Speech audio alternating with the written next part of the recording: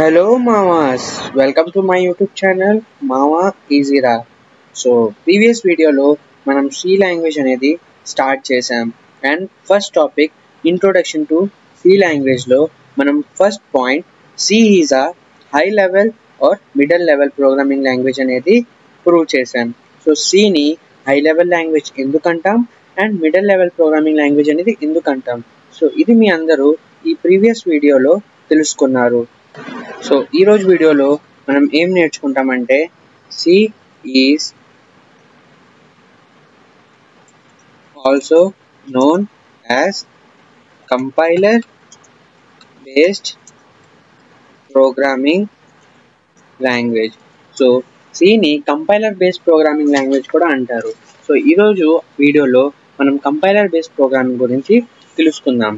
So first of all compiler గురించి చదివే ముందు మనం ఏం చదువుతామంటే వాట్ ఈజ్ ట్రాన్స్లేటర్, అసలు ట్రాన్స్లేటర్ అంటే ఏంటి. కంపైలర్ తెలుసుకునే ముందు మీకు ట్రాన్స్లేటర్ అంటే ఏంటని తెలుసుకోవాలి. సో ట్రాన్స్లేటర్ అంటే ఏంటి, మీ అందరికీ ఒక ఎగ్జాంపుల్ చెప్తా. సో మీ అందరికీ అర్థమవుతుంది ట్రాన్స్లేటర్ అంటే ఏంటి. సో లైక్ నా నేమ్ నిఖిల్ అని అనుకోండి. సో ఈ నిఖిల్ అనేవాడు ఎవరు అంటే చెప్తా మీ అందరికీ. అండ్ నాకు ఒక ఫ్రెండ్ అనేవాడు పరిచయం అయ్యాడు. సో నేను నార్త్ సైడ్ వెళ్ళా జాబ్ కోసం. సో నాకు ఒక ఫ్రెండ్ అనేవాడు పరిచయం అయ్యాడు నార్త్లో. సో వాడి పేరు యువరాజ్ అని అనుకోండి. సో ఇప్పుడు యువరాజ్ అనేవాడు వాడి మదర్ టంగ్ వచ్చి హిందీ అండ్ నా మదర్ టంగ్ వచ్చి తెలుగు. సో సో నా mother tongue Telugu and Yuvraj mother tongue వచ్చి హిందీ. సో నాకు హిందీ రాదు అండ్ యువరాజ్కి తెలుగు రాదు. సో మేమిద్దరం ఎలా మాట్లాడుకుంటాం అండ్ ఎలా కలిసి ఎలా కమ్యూనికేట్ చేసుకుంటాం అంటే మా ఇద్దరికి ఒక కామన్ ఫ్రెండ్ అనేవాడు ఉండేవాడు. సో వాడి పేరు Ravi. So he knows both Hindi and Telugu. So ఇది అనుకోండి. సో మా ఇద్దరి మధ్యలో రవి అనేవాడు వాడికి హిందీ వచ్చు అండ్ తెలుగు వచ్చు.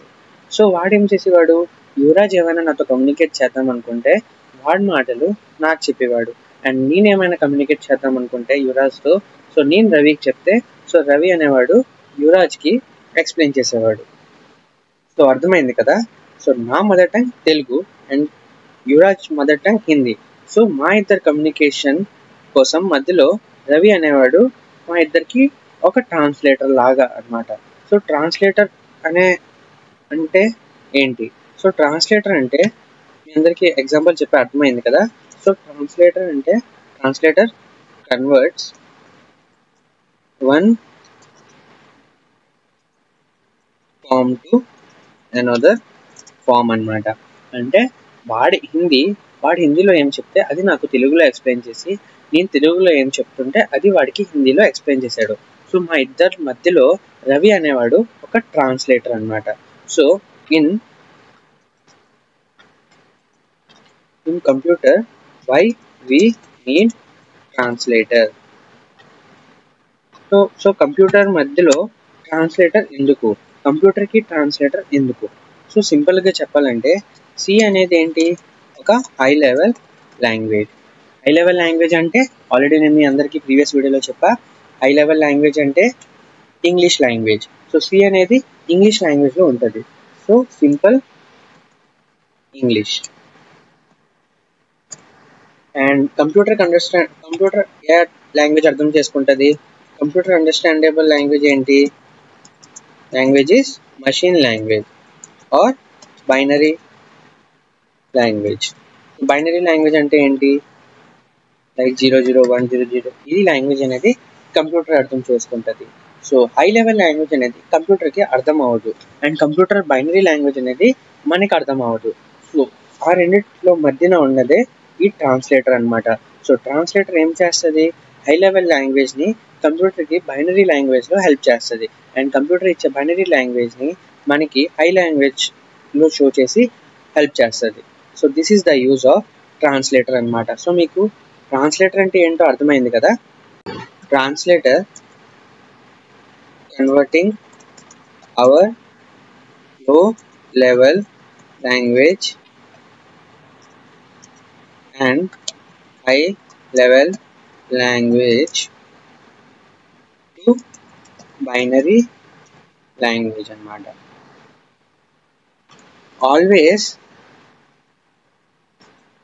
the user given instructions are in English, which is called source code. So user అనేవాడు ఇన్స్ట్రక్షన్స్ ఏ లాంగ్వేజ్లో ఇస్తాడు? ఇంగ్లీష్ లాంగ్వేజ్లో ఇస్తాడు. ఇన్స్ట్రక్షన్స్ అంటే నిన్న మీ అందరికీ ఒక కోడ్ రాసి నేను చెప్పా already, that it is a set of instructions అని. సో ఆ ఇన్స్ట్రక్షన్స్ అనేవి ఏ లాంగ్వేజ్లో ఉన్నాయి? ఇంగ్లీష్ లాంగ్వేజ్లో మనం ఇచ్చాం. సో ఆ ఇంగ్లీష్ లాంగ్వేజ్లో ఇచ్చే ఇన్స్ట్రక్షన్స్ని ఏమంటామంటే సోర్స్ కోడ్ అనేది అంటాం మనం. కోడ్ అనేది నేను రాస్తా, #include stdio.h. ఆల్రెడీ ఈ కోడ్ గురించి నేను మీకు ఎక్స్ప్లెయిన్ చేశాను, code structure. And next void main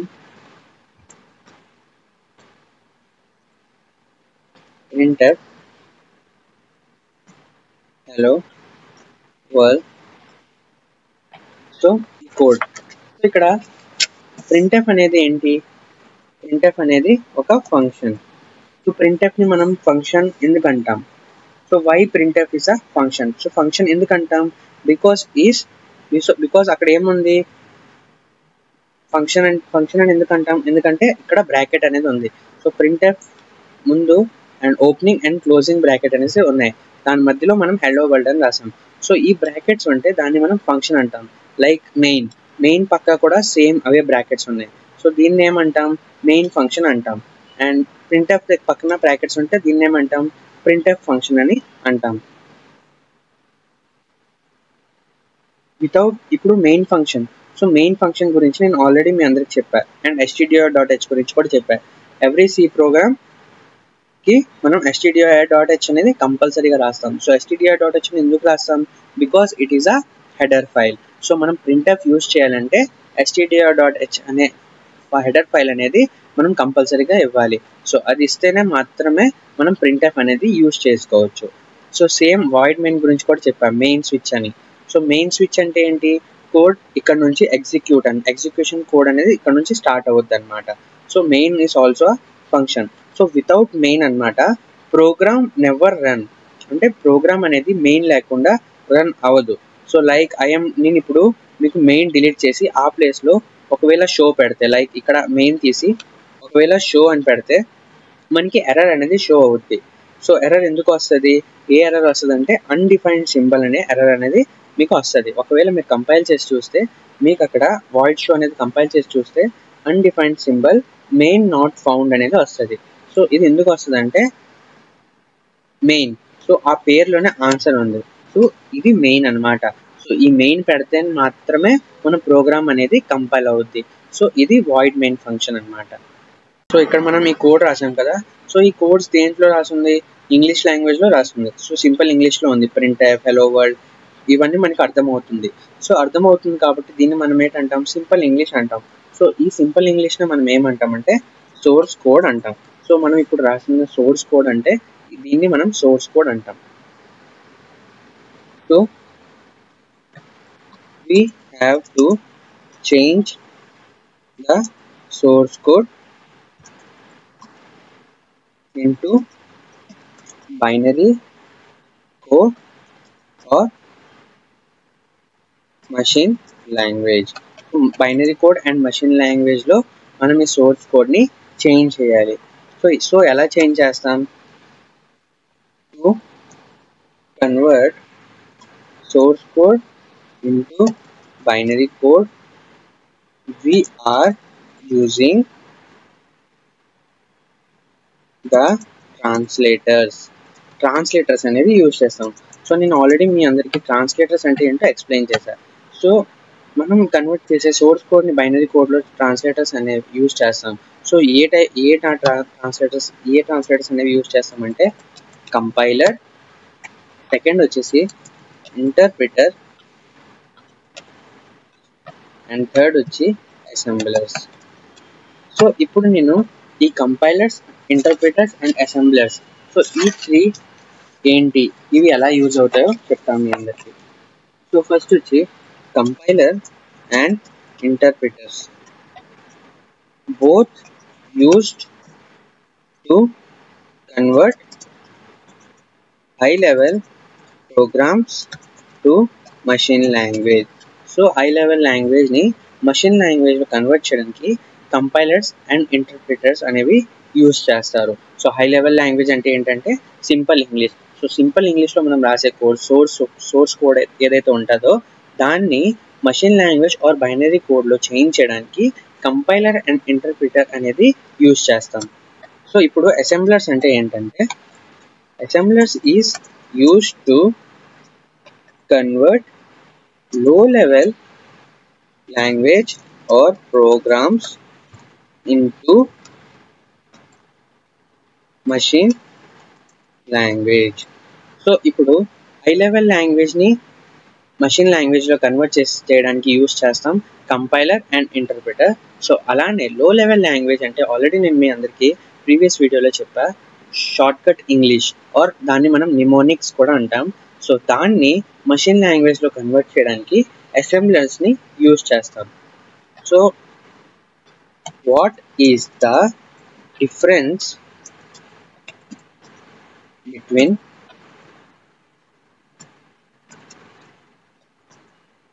compilers and interpreters? So ఇది చాలా ఇంపార్టెంట్. సో ఇది ఇంటర్వ్యూలో అడుగుతారు, what is the difference between compilers and interpreters. So నేను ఏదైతే ఇంపార్టెంట్ ఉంటే ఇలా స్టార్ మార్క్ అనేది ఆ క్వశ్చన్ ముందు పెడతా. సో ఇది మనకి ఇంటర్వ్యూలో అడుగుతారు, కంపైలర్స్ అండ్ ఇంటర్ప్రిటర్స్ డిఫరెన్స్ ఏంటి. సో డిఫరెన్స్ ఏంటి అంటే, compilers convert the total source code at once into binary code by leaving the error lines.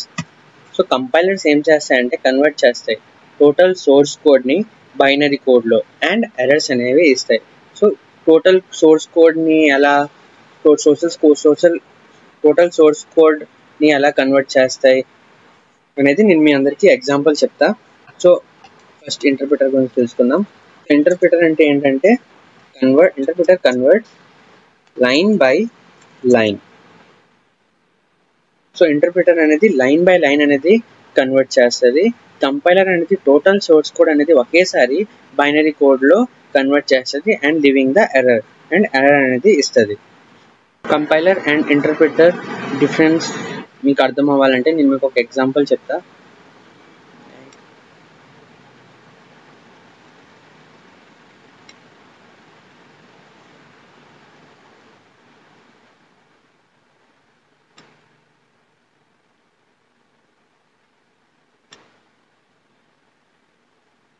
So దీన్ని మనం ఏమంటామంటే సోర్స్ కోడ్ అంటాం. సోర్స్ కోడ్ దేంట్లో రాస్తాం, ఇంగ్లీష్లో రాస్తాం. అండ్ దీన్ని మనం కంపైల్డ్ కోడ్ అంటాం. సో మధ్యలో ఉన్నది దీన్ని ఏమంటామంటే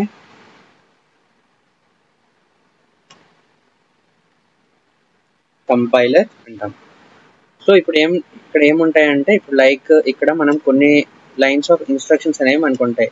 ఇన్స్ట్రక్షన్స్ అంటే ఏంటి, లైక్ సెట్ ఆఫ్ ఇన్స్ట్రక్షన్స్ అంటే ఏంటి, ఒక సోర్స్ కోడ్ అంటే ప్రోగ్రామ్ అనేది మనం ఇక్కడ హెలో వరల్డ్ ప్రోగ్రామ్ అనేది రాసాం. సో ఇక్కడ కంపైల్డ్ కోడ్. సో మనం ఎప్పుడైతే మన సోర్స్ కోడ్ని కంపైలర్ చేస్తామో అది కంపైల్డ్ కోడ్ అవుద్ది. సో కంపైల్డ్ కోడ్ అంటే ఎలా అంటే ఆబ్జెక్ట్ కోడ్ అనేది అవుద్ది అనమాట. సో సోర్స్ కోడ్ అనేది కంపైల్ అయిపోయాక ఆబ్జెక్ట్ కోడ్గా కన్వర్ట్ అవుతుంది. సో ఇది ఎలా వర్క్ అవుతుందో నేను మీ అందరికీ ఎక్స్ప్లెయిన్ చేస్తాను. లైక్ ఇప్పుడు ఇక్కడ ఫస్ట్ లైన్ ఆఫ్ కోడ్ అనేది ఉంది. సో ఇది ఒకవేళ కోడ్ అనేది కరెక్ట్ అయితే ఇది ఈ ఫైల్లో స్టోర్ అయిపోద్ది. సో ఈ లైన్ అనేది ఇక్కడికి వచ్చేది. దాని తర్వాత ఒకవేళ ఈ లైన్ అనేది ఎర్రర్ అయితే, సెకండ్ లైన్ ఆఫ్ కోడ్ అనేది ఎర్రర్ అనేది వస్తే, సో సేమ్ ఆ లైన్ కూడా ఈ ఫైల్లో స్టోర్ అవుద్ది. సో దీన్నే మనం ఏంటంటాం, ఈ ఇక్కడ స్టోర్ అవుతున్నది ఆబ్జెక్ట్ కోడ్, ఇక్కడ స్టోర్ ఉన్నది source code. So source code నుంచి కంపైలర్ ఏం చేస్తుందంటే ఆబ్జెక్ట్ కోడ్గా కన్వర్ట్ చేస్తుంది. సో ఒకవేళ కరెక్ట్ అయినా అండ్ తప్పైనా అది ఆబ్జెక్ట్ కోడ్గా కన్వర్ట్ అవుతుంది. సో లైక్ ఇప్పుడు నెక్స్ట్ కోడ్ ఇది కరెక్ట్గా ఉంది, సో ఇది ఇక్కడ స్టోర్ అవుతుంది.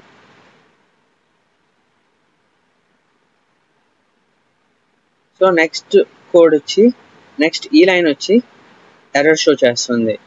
సో ఎర్రర్ కూడా ఇక్కడ సేవ్ అవుతుంది అనమాట. సో నెక్స్ట్ లైన్ వచ్చి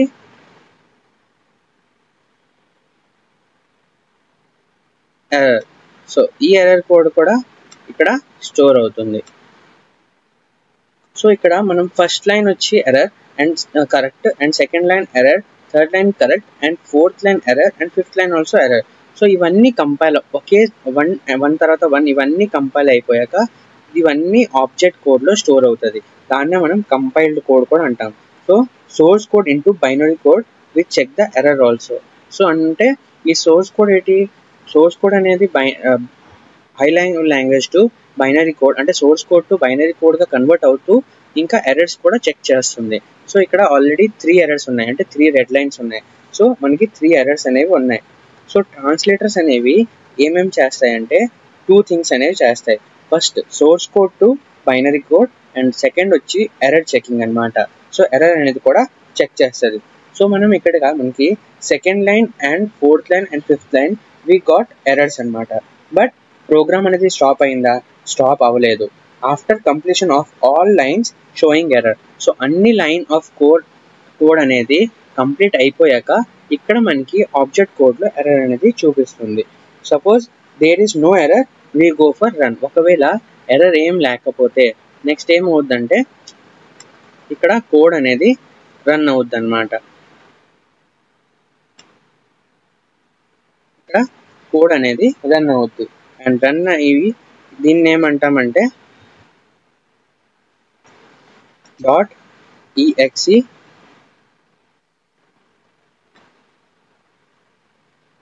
.exe ఫైల్ అంటాం.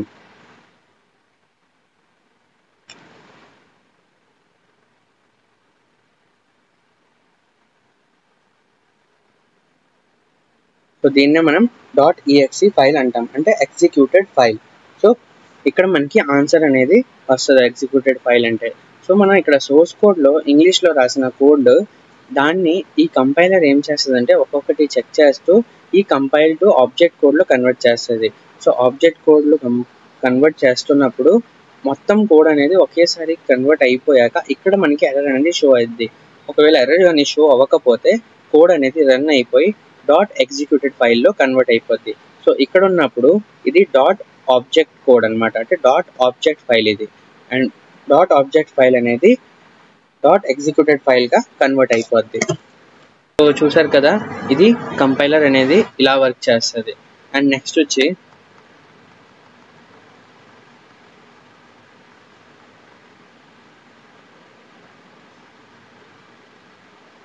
ఇంటర్ప్రిటర్. సో ఇంటర్ప్రిటర్ అనేది ఎలా వర్క్ చేస్తుంది,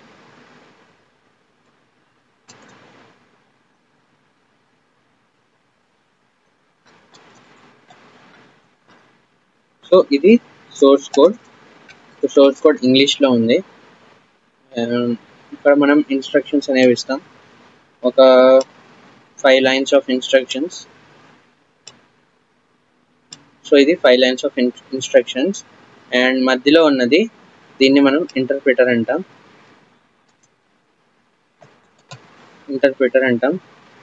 అండ్ సో దీనికి ఆబ్జెక్ట్ కోడ్ అనేది ఉండదు.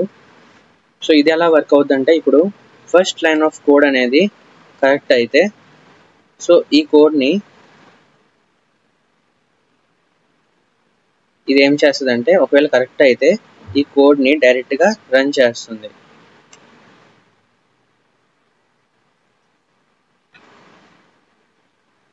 అండ్ ఒకవేళ సెకండ్ లైన్ ఆఫ్ కోడ్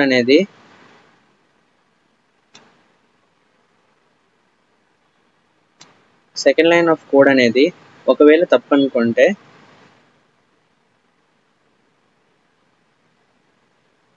తప్పు అయిపోతే కోడ్ అనేది ఇక్కడే స్టాప్ అయిపోద్ది అన్నమాట.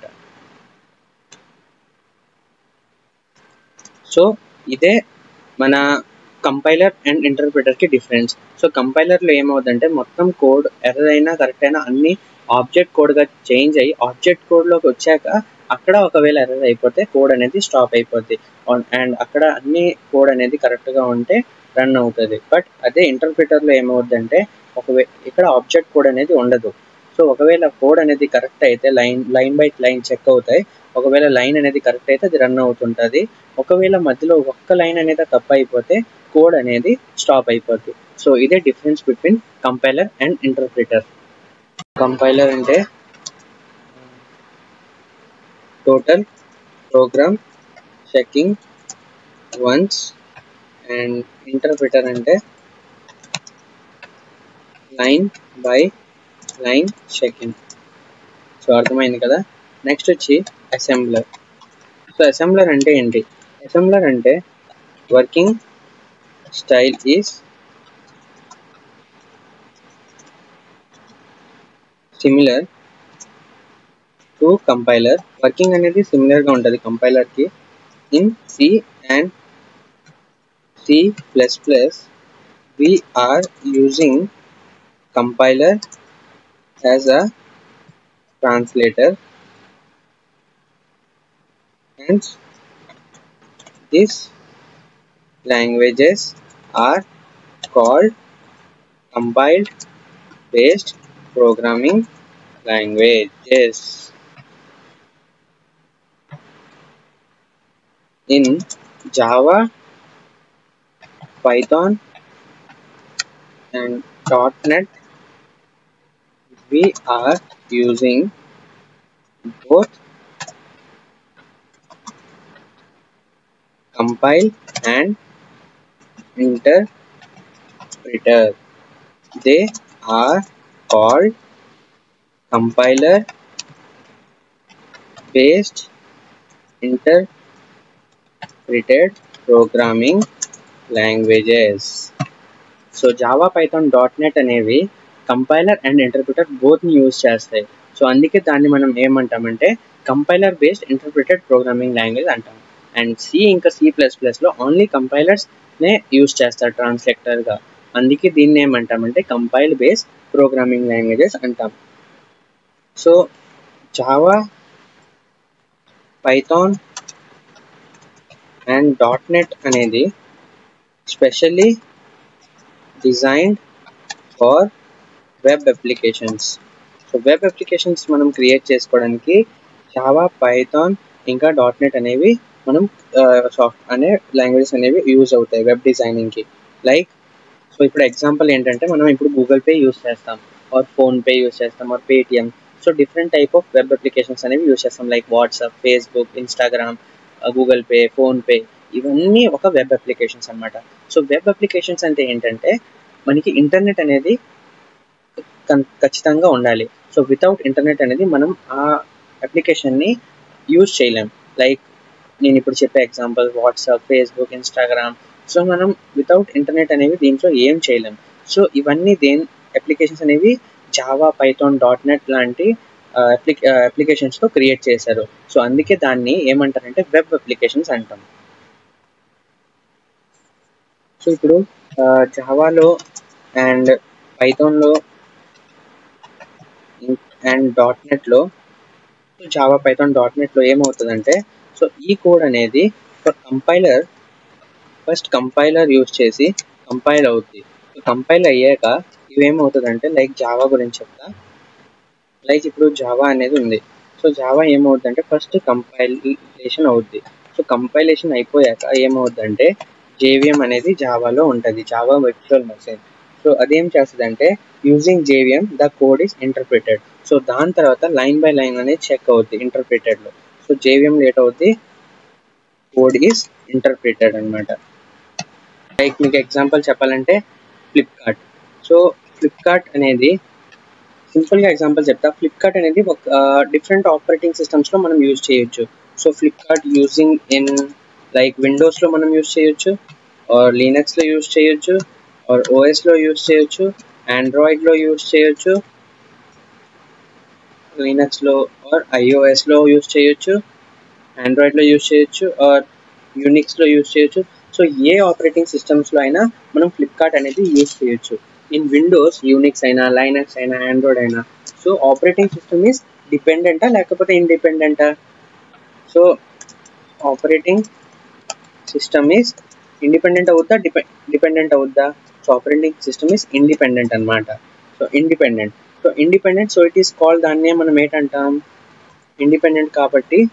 So it is called platform independent applications. And to make that kind of applications, first your program should be compilation, later interpreted. అర్థమైందా? సో ఆపరేటింగ్ సిస్టమ్ ఇండిపెండెంట్ అయితే so దాన్ని మనం ఏమంటామంటే ప్లాట్ఫామ్ ఇండిపెండెంట్ అప్లికేషన్స్ అంటాం. Like Java, Python, .NET ఇవన్నీ platform independent applications. So that kind of అప్లికేషన్ని create చేయాలంటే program అనేది ఎలా ఉండాలంటే ఫస్ట్ కంపైల్ అయ్యి లేటర్ ఇంటర్ప్రిటెడ్ అవ్వాలి. సో అందుకే మనం వెబ్ అప్లికేషన్స్ యూజ్ చేయడానికి జావా, పైథాన్, .NET అనేవి యూజ్ చేస్తాం. సి లాంగ్వేజ్ అండ్ C++ లాంగ్వేజ్లో మనం వెబ్ అప్లికేషన్స్ అనేవి డెవలప్ చేయలేము. But in C does not support this kind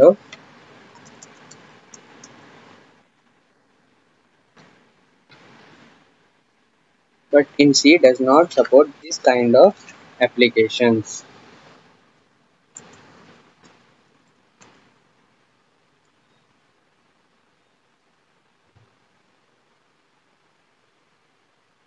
C and C++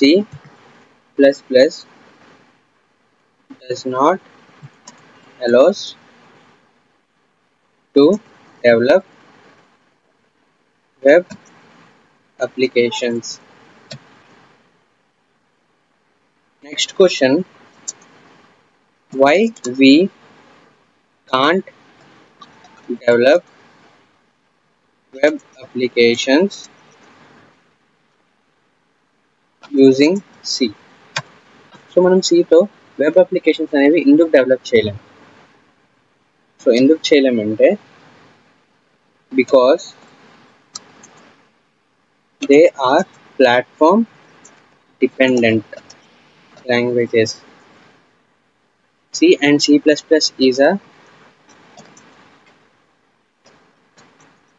platform dependent languages. So అందుకే మనం దీంతో వెబ్ అప్లికేషన్స్ అనేవి క్రియేట్ చేయలేం. Means once the application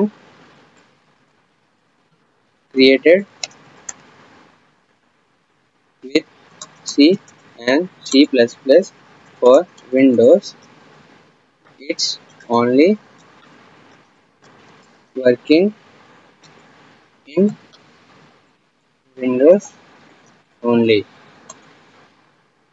In Linux, Unix, OS, iOS, Android, it's not working for different operating systems.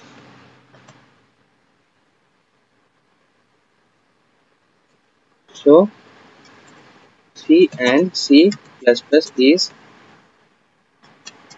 known as the platform dependent languages. So platform dependent languages అంటే అర్థమైందా? So నేను ఇంకా క్లియర్గా మీకు platform dependent and platform independent languages అనేది next వీడియోలో explain చేస్తా.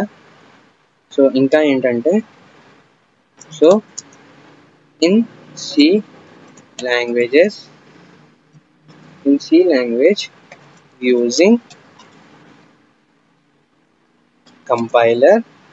So C is called compiler based programming language. So Cలో మనం కంపైలర్ అనేది యూజ్ చేస్తాం కాబట్టి Cని మనం ఏంటంటాం, కంపైలర్ బేస్డ్ ప్రోగ్రామింగ్ లాంగ్వేజ్ అంటాం. సో ఇదే నేను ఈరోజు మీ అందరికీ ఎక్స్ప్లెయిన్ చేద్దాం అనుకున్నా ఈ వీడియోలో.